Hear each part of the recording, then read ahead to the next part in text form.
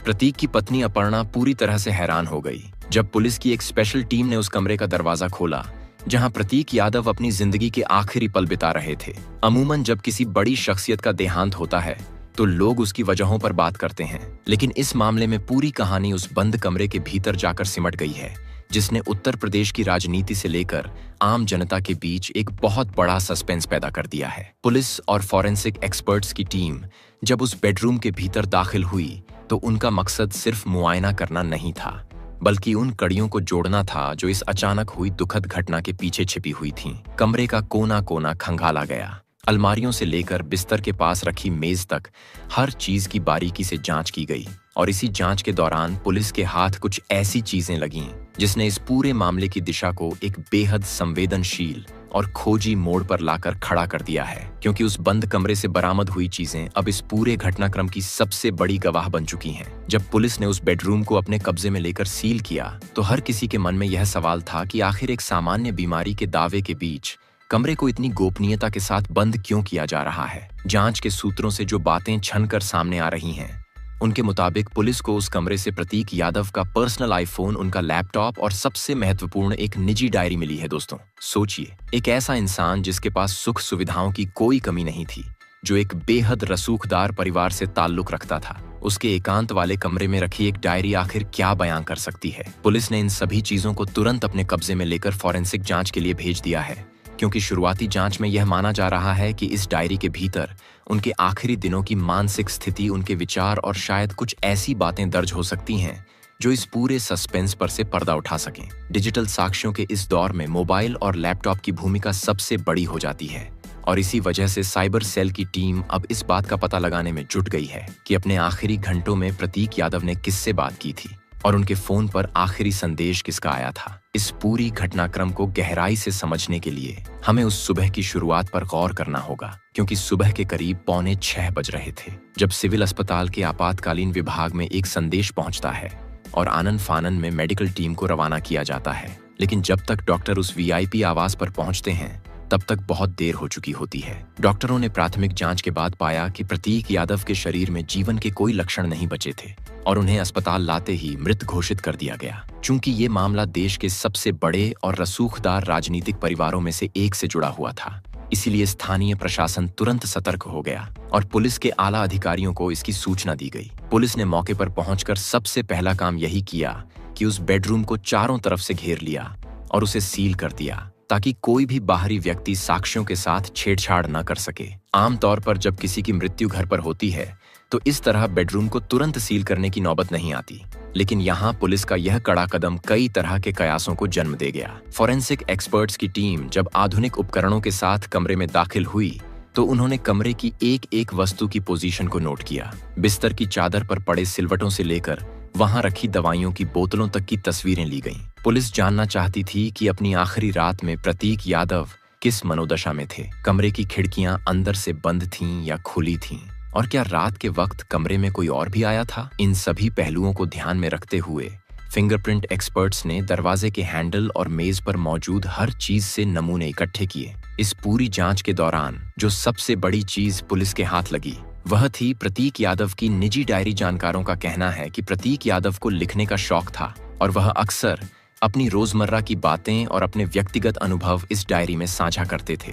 अब इस डायरी के पन्ने इस केस की सबसे बड़ी पहेली बन चुके हैं।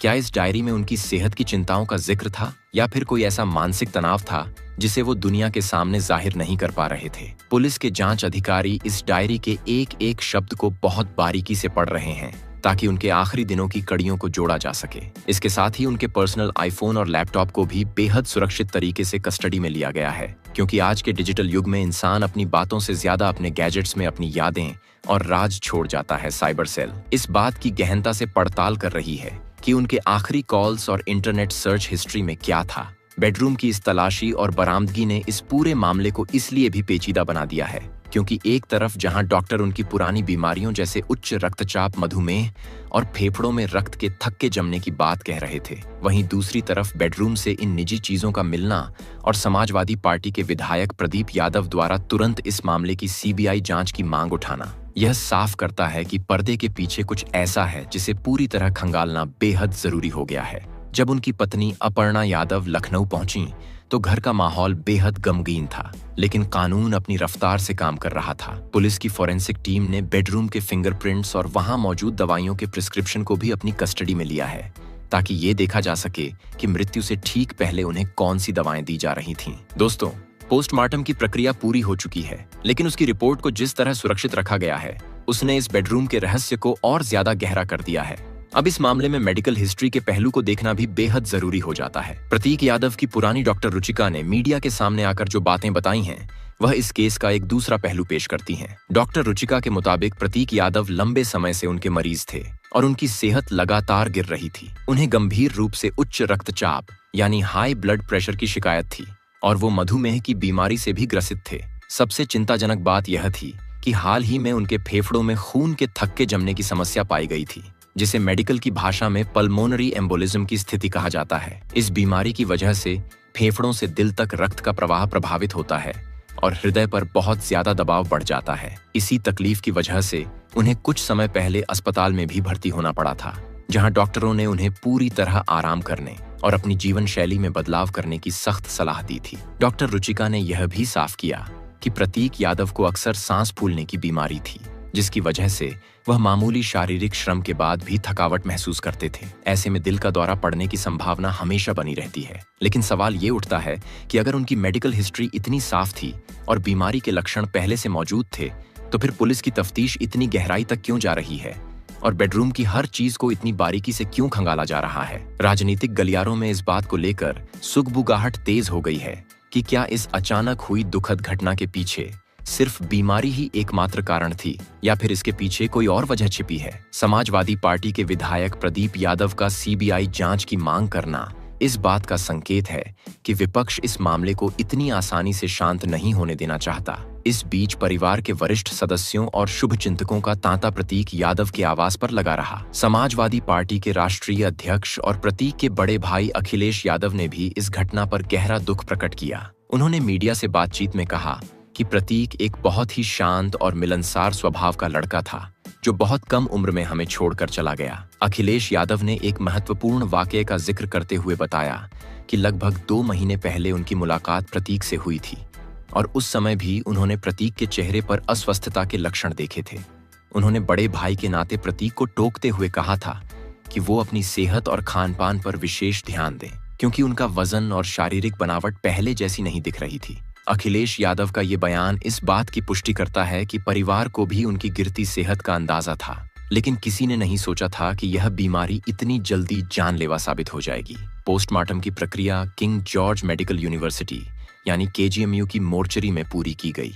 सुबह 9 बजे से लेकर करीब 11 बजे तक डॉक्टरों के एक विशेष पैनल ने उनके पार्थिव शरीर का परीक्षण किया। इस पूरी प्रक्रिया की संवेदनशीलता को देखते हुए इसकी वीडियोग्राफी भी कराई गई, ताकि भविष्य में किसी भी कानूनी या राजनीतिक विवाद से बचा जा सके। दोस्तों, पोस्टमार्टम के बाद प्रतीक यादव के पार्थिव शरीर को उनकी पत्नी अपर्णा यादव के भाई अमन बिष्ट को सौंप दिया गया, जिसके बाद उसे अंतिम दर्शनों के लिए उनके पैतृक आवास पर ले जाया गया। जब यह दुखद घटना घटी, तब अपर्णा यादव लखनऊ में मौजूद नहीं थीं, लेकिन जैसे ही उन्हें इस अप्रत्याशित घटना की सूचना मिली, वह तुरंत सारे काम छोड़कर लखनऊ के लिए रवाना हुई और सीधे अपने घर पहुंची, जहां अपने पति के पार्थिव शरीर को देखकर वह अपने आंसुओं को रोक नहीं पाईं।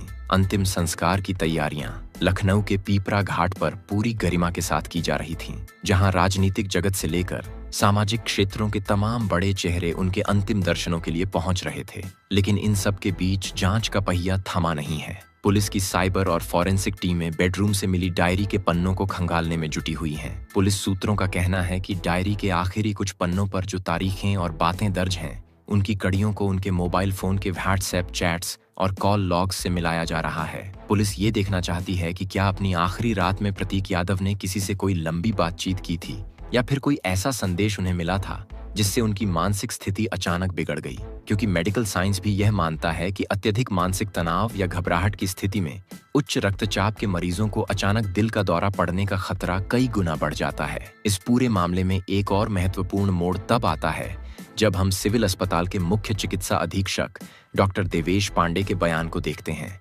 उन्होंने साफ शब्दों में कहा कि जब प्रतीक यादव को उनके पास लाया गया तो उनके शरीर पर किसी भी तरह के बाहरी चोट या नीले निशान की कोई प्राथमिक सूचना नहीं थी। उन्होंने केवल मृत घोषित करके शव को पंचनामे के लिए पुलिस को सौंप दिया था, लेकिन इसके बावजूद पोस्टमार्टम की फाइनल रिपोर्ट को अभी तक सार्वजनिक नहीं किया गया है और न ही डॉक्टरों की तरफ से कोई आधिकारिक मेडिकल बुलेटिन जारी किया गया है। प्रशासन की यह चुप्पी ही इस मामले के सस्पेंस को और ज्यादा हवा दे रही है। लोग जानना चाहते हैं कि अगर यह एक प्राकृतिक मृत्यु थी तो पोस्टमार्टम रिपोर्ट को सामने लाने में इतनी देरी क्यों की जा रही है। विशेषज्ञों का मानना है कि ऐसे हाई प्रोफाइल मामलों में डॉक्टर अक्सर विसरा को सुरक्षित रख लेते हैं। विसरा जांच का मतलब होता है कि शरीर के आंतरिक अंगों के नमूनों को रासायनिक परीक्षण के लिए राज्य की फॉरेंसिक साइंस लेबोरेटरी में भेजा जाता है। इस जांच से यह पूरी तरह साफ हो जाता है कि मृत्यु के समय शरीर के भीतर कोई ऐसा तत्व तो मौजूद नहीं था जो किसी बाहरी हस्तक्षेप की ओर इशारा करता हो। अगर इस केस में भी डॉक्टरों ने विसरा सुरक्षित रखा है तो इसका साफ मतलब है कि अंतिम सच को सामने आने में अब भी कुछ हफ्तों का समय और लग सकता है। तब तक पुलिस की पूरी तफ्तीश उसी बंद बेडरूम से मिली डायरी और मोबाइल फोन के डेटा पर ही टिकी रहेगी, क्योंकि वही दो चीजें ऐसी हैं जो प्रतीक यादव के आखिरी पलों की खामोशी को तोड़ सकती हैं। जांच का एक और दिलचस्प पहलू यह भी है कि पुलिस उस रात आवास पर मौजूद सभी सुरक्षा कर्मियों और घरेलू सहायकों के बयान भी दर्ज कर रही है। पुलिस यह जानना चाहती है कि रात के वक्त क्या बंगले के आसपास कोई संदिग्ध हलचल देखी गई थी या फिर क्या प्रतीक यादव ने रात के भोजन में कुछ विशेष मांग की थी। उनके कमरे की साफ सफाई करने वाले कर्मचारियों से भी पूछताछ की जा रही है ताकि ये पता चल सके कि क्या पिछले कुछ दिनों में उनके व्यवहार में कोई बदलाव आया था। ये तमाम कड़ियां मिलकर ही उस रहस्य को सुलझा सकती हैं जो इस समय लखनऊ के सियासी और प्रशासनिक गलियारों में चर्चा का सबसे बड़ा विषय बना हुआ है। हर कोई बस इसी इंतजार में है कि कब पुलिस अपनी जांच पूरी करके बेडरूम का असली सच दुनिया के सामने रखेगी। इस पूरी दुखद और संवेदनशील घटना ने यह साबित कर दिया है कि कभी-कभी किसी इंसान की खामोशी उसके जाने के बाद कितने बड़े सवालों का सैलाब खड़ा कर सकती है। प्रतीक यादव भले ही आज हमारे बीच नहीं हैं, लेकिन उनके बेडरूम से मिली डायरी के पन्ने, उनके आईफोन का डेटा और उनके लैपटॉप की सर्च हिस्ट्री आने वाले दिनों में इस पूरे मामले की तस्वीर को साफ कर देगी। कानून के रखवाले अपनी पूरी ताकत से इस गुत्थी को सुलझाने में लगे हैं ताकि दूध का दूध और पानी का पानी हो सके और किसी भी तरह की अफवाह या कयासबाजी को विराम दिया जा सके। दोस्तों, इस हाई प्रोफाइल केस से जुड़ी हर एक इनसाइड स्टोरी और हर नया प्रशासनिक अपडेट हम आप तक पूरी जिम्मेदारी और निष्पक्षता के साथ पहुंचाते रहेंगे। इस पूरी जांच प्रक्रिया और बेडरूम से हुई बरामदगी को लेकर आपकी क्या सोच है, हमें नीचे कमेंट बॉक्स में लिखकर जरूर बताएं और इसी तरह की वीडियोस को लगातार देखते रहने के लिए हमारे चैनल को लाइक, शेयर और सब्सक्राइब करना ना भूलें। धन्यवाद।